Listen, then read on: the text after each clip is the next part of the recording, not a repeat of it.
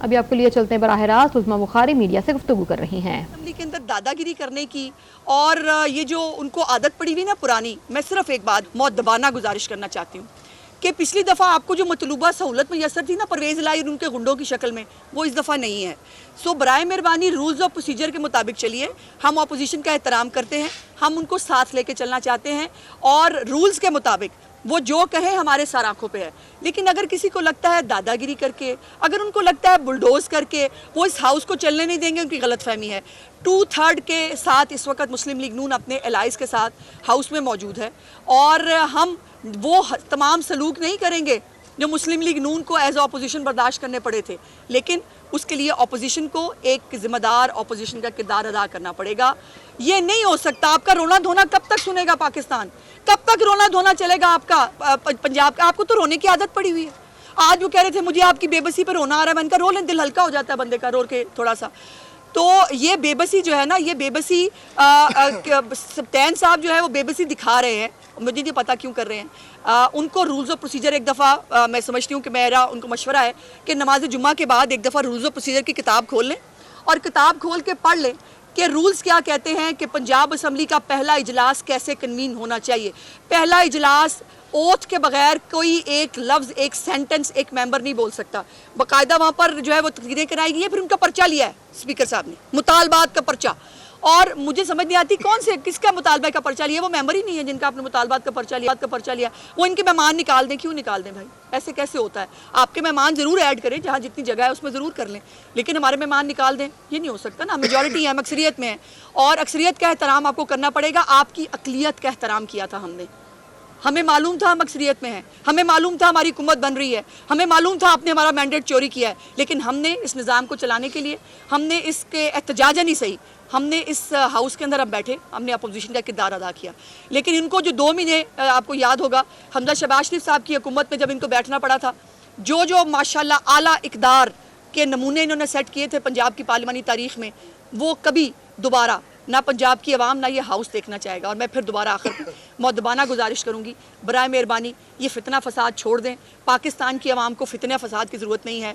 पंजाब के आवाम अपने मसाइल का हल चाहते हैं, जो इंशाअल्लाह ताला मरियम नवाज शरीफ साहिबा की सरबराही में जो पंजाब हुकूमत एक बड़े मैंडेट, एक वाज़िया मैंडेट के साथ बनने जा रही है, उस हुकूमत के ज़रिए जो एक डेवलपमेंट के हवाले से एक नए ट्रेडमार्क सेट करेगी, जो एक इंफ्रास्ट्रक्चर के हवाले से, जो एक गवर्नेंस के हवाले से, जो एक प्रोग्रेसिव पंजाब का एक जो चेहरा है वो इंशाअल्लाह ताला आपको देखने को मिलेगा। और हमें वो पंजाब का वो चेहरा पाकिस्तान को, पंजाब की आवाम को दिखाना है। ये तमाशा, मैं रो रहा हूँ, मुझे पकड़ के ले गए, ना करते ऐसे काम कि आपको को पकड़ के ले जाता अगर कोई ले गया है तो। और रूल्स के तहत सबसे पहले अब नमाज जुम्मा के बाद स्पीकर पंजाब असम्बली जो इस वक्त हैं, जो जाने वाले हैं कल, वो रूल्स ऑफ प्रोसीजर की किताब पढ़ लें और देख लें कि उनको हाउस कैसे चलाना है, क्योंकि उनको याद नहीं है कि उनको हाउस कैसे चलाना है। लोग ये सवाल ये करते हैं कि कौमी से पहले पंजाब असम्बली का इजलास जो वो तलब कर लिया गया और ऐवान जो है वो मुकम्मल नहीं। कौन सी ऐसी एजेंसी थी कि ऐवान मुकम्मल ये बगैर था वो इजलास था? मुझे ये बताइए, ऐवान हमारी वजह से मुकम्मल नहीं है? अगर इन्होंने लिस्टें टाइम पे जमा नहीं कराई, अगर सुन्नी इत्तेहाद काउंसिल में फैसला आपने इलेक्शन की जो है वो होने के 15 दिन बाद किया है तो उसमें हमारा कसूर है? आप लिस्ट कल जमा करा रहे हैं जब गोशवारे तक जमा हो गए हैं, जब स्क्रूटनी हो चुकी है, जब सारा प्रोसीजर पूरा हो गया है। क्या उस वक्त ये शेड्यूल को, इलेक्शन शेड्यूल को फॉलो करना मेरी जिम्मेदारी नहीं है? वो जो पोलिटिकल पार्टीज हिस्सा लेती हैं इलेक्शन के अंदर वो उनकी जिम्मेदारी है। और अगर आप इतने नालायक हैं कि आप अपनी जिम्मेदारी पूरी नहीं कर सकते तो उसमें मुझसे सवाल नहीं पूछ सकते। दूसरी बात यह है कि इलेक्शन कमीशन ने उसका शायद नोटिस लिया हुआ है, उन्होंने वो जो है अभी तक उन्होंने किसी को एलोकेट नहीं की, उसके ऊपर उन्होंने फैसला करना है। अब 20 दिन फैसला नहीं होगा तो क्या 20 दिन जो है वो हाउस नहीं होगा? ऐसा नहीं होता। ये उनकी जो है वो कमअक्ली, उनकी नाहली की वजह से उनको रिजर्व सीट्स अगर नहीं मिल रही तो ये उनका मसला है। बल्ले का निशान अगर इलेक्शन ढंग से करा लेते और चोरी वहाँ पे भी ना करते जो उनको आदत है हमेशा से, तो ये ना होता। नहीं, कोई ज़रूरी नहीं है जी, ऐसा कोई कानूनी तौर पर ऐसी कोई कदगन मौजूद नहीं है। किसी भी असम्बली का इजलास किसी भी वक्त बुलाया जा सकता है और कल मेरा ख्याल है गालबन सिंध असम्बली का इजलास भी बुला लिया गया है जी, और कौमी असम्बली का इजलास भी 1-2 दिन के अंदर बुलाया जा रहा है। अच्छा, ये बताइए कि अगर स्पीकर साहब हलफ नहीं लेते, आज भी कैसे नहीं लेंगे? बिल फर्ज नहीं लेते, उस तरफ में रूल्स ऑफ प्रोसीजर क्या है, उसमें कानूनी पहलू क्या है? देखिए, एक तो ये कर नहीं सकते स्पीकर साहब को यहाँ पे टी पार्टी पे तो आए नहीं है कि मैं चाय नहीं पिलाऊंगा। उनका एक कानूनी और आइनी रोल है जो उनको अदा करना है, और उनको आज की तारीख में करना है, बिकॉज इजलास आज के लिए ओथ की जो है वो टेकिंग के लिए समन किया गया है, उनको उसको इम्प्लीमेंट करना है। और अगर वो नहीं बैठना चाहते, वो रिफ्यूज़ खुद कर दें, तो फिर गवर्नर साहब के पास ये ऑप्शन मौजूद होती है कि वो किसी को भी नॉमिनेट कर देते हैं कि वो जो है वो ओथ ले सकते हैं मेंबर्स का। सो लेकिन मैं चाहती हूँ कि स्पीकर साहब चले आए, गलत तरीके से थे, जाएँ कम से कम इज़्ज़त और एहतराम के साथ। रूल इसकी इजाज़त देते हैं कि अगर उनको रिजर्व सीट्स नहीं मिली हैं कि अदम वजूद में जो अगला प्रोसेस है स्पीकर का या डिप्टी स्पीकर का जो इलेक्शन है उसको कंडक्ट किया जाए। ये ऐसे देखिए, प्रॉब्लम ये है कि ये पहला वाक़या है पाकिस्तान की पार्लिमानी तारीख में, इससे पहले इसकी कोई प्रेसिडेंट मौजूद नहीं है। और फिर मैंने कहा कि अगर आपने इलेक्शन, इन्होंने बल्ले के लिए इलेक्शन नहीं फेयर करा सके, उसमें नून लीग का कसूर नहीं है। अगर आप अपनी लिस्टें टाइम से जमा नहीं करा सके, ये हमारा कसूर नहीं है।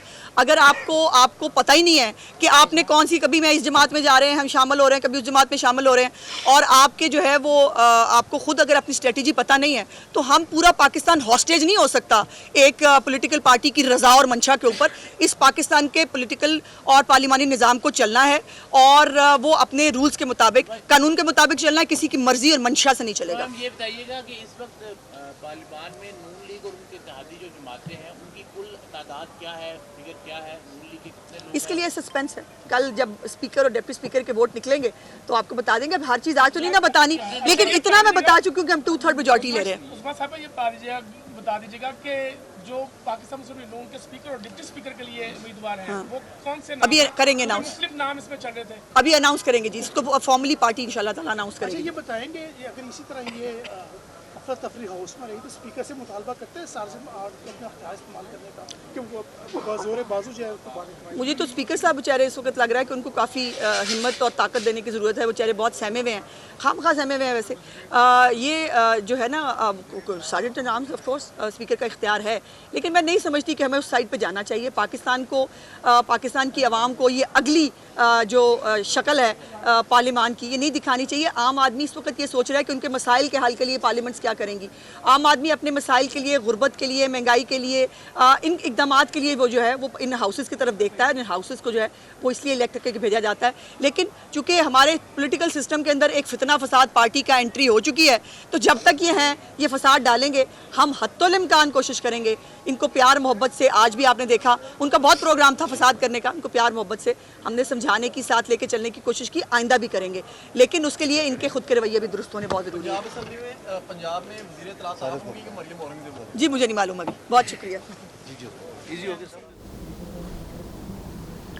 रहनुमा मुस्लिम लीग नून अज़मा बुखारी मीडिया से गुफ्तगू कर रही थी। उनका कहना है कि रोना धोना कब तक चलेगा, आपको अक्सरियत का एहतराम करना पड़ेगा। नून लीग के पास पंजाब में 2/3 अक्सरियत मौजूद है, रूल्स के मुताबिक चलें। उन्होंने ये भी कहा कि आप कब तक ऐसे चलेंगे, आपकी बेबसी आपके चेहरों पर नजर आ रही है। रूल्स ऑफ प्रोसीजर की किताब खोलने, सप्तान खान को ये किताब खोलकर पहले पढ़नी चाहिए, उनको पता होना चाहिए कि आज क्या करना है। मियां असलम इकबाल 9 मई के मुजरिम है। स्पीकर सप्तान खान आज एक दिन के मेहमान है पीटीआई को असेंबली में। अब मतलूबा सहूलत मैसर नहीं है और आज उनकी बेबसी देखकर ये लग भी रहा है कि वो कितने मायूस हैं अपनी कारकर्दगी से। और आज ऐवान में रहनुमा मुस्लिम लीग नून अज़मा बुखारी मीडिया से गुफ्तगू कर रही थी।